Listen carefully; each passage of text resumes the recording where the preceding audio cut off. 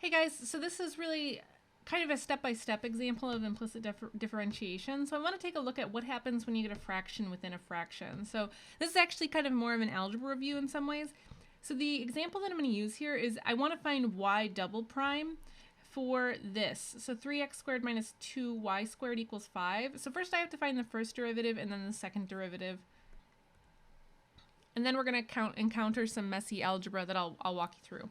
Okay, so starting with the first derivative, so I start by taking the derivative of 3x squared, which is 6x, and then I take the derivative of 2y squared, which will be 4y, dy dx, and then the derivative of a constant will just be 0.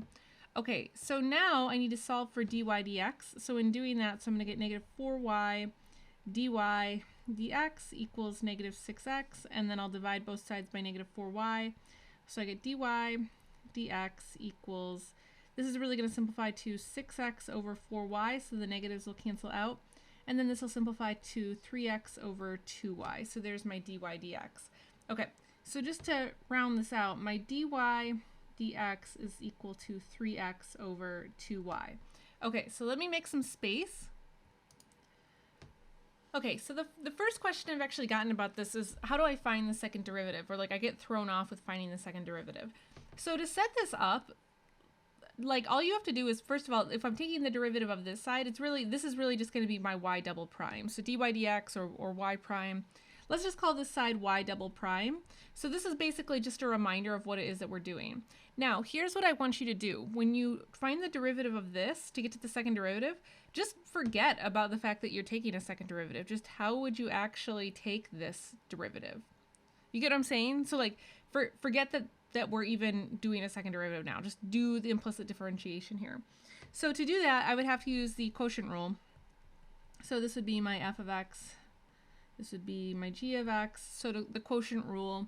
So I've got f prime of x times g of x minus f of x times g prime of x. And then all of that is over g of x squared. So there's kind of the structure that I want to use. And then we're going to have a little flair, if you will, for implicit differentiation. Okay, so first things first, so I take the derivative of 3x. The derivative of 3x is just 3, so I'll write parentheses. And then I multiply that by g of x, so that's just times 2y. I did not take any derivatives with respect to y at the moment, so that's all it is.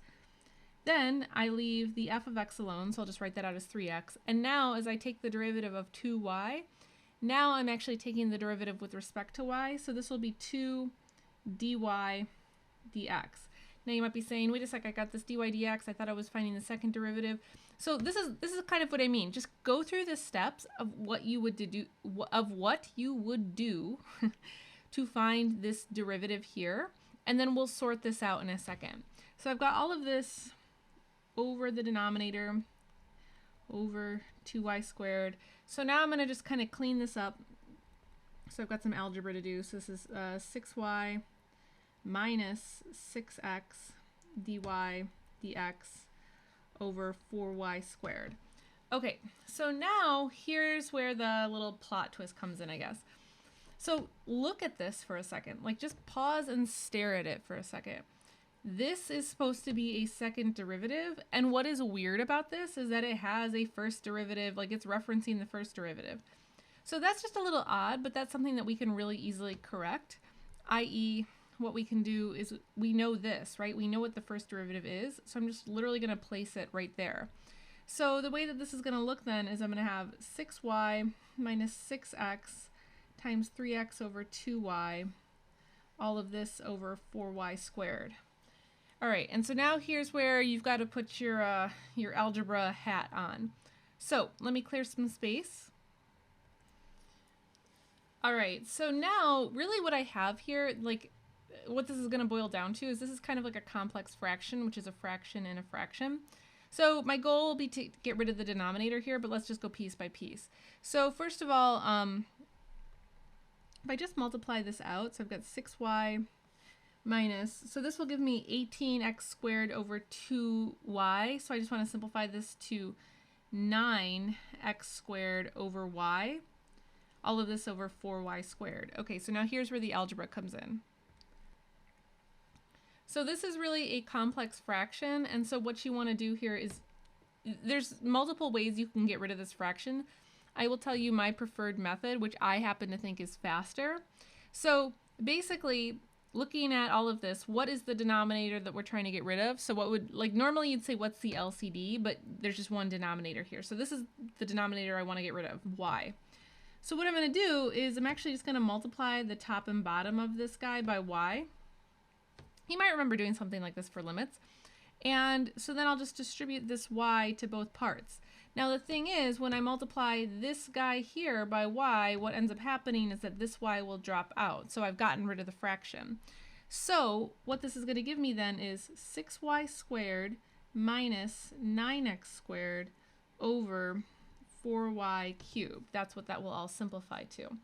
And so now we've actually simplified the whole thing, and from here now it's just a matter of preference if you want to go any farther, break this up into two separate fractions or whatever.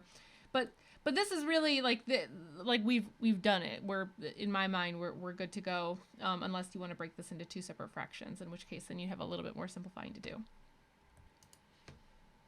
And so that'll wrap up this one, guys. So hopefully that was helpful. You got any questions, you can always leave me a comment. You have any requests, you can always leave me a comment, or you can go to divideandconquermath.com and you can email me.